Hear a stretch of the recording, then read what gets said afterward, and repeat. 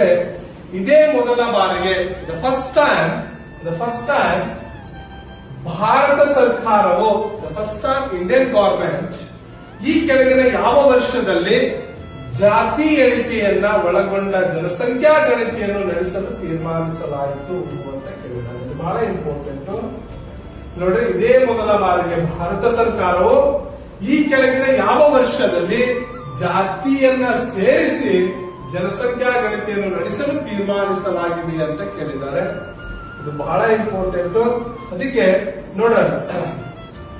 Option A 2025, option B 2026, option C 2027, option D 2028. ಇದಕ್ಕೆ ಸರಿಯಾದ ಉತ್ತರ 2027ರಂದು ಜಾತಿ ಎಣಿಕೆಯನ್ನ ಜೊತೆಯಲ್ಲೇ ಜನಗಣತಿಯನ್ನ ಆರಂಭಿಸಲು ಭಾರತ ಸರ್ಕಾರ ಏನು ಅಂತಂದ್ರೆ ತೀರ್ಮಾನಿಸಿದೆ ಅಂತ ಹೇಳಬಹುದು.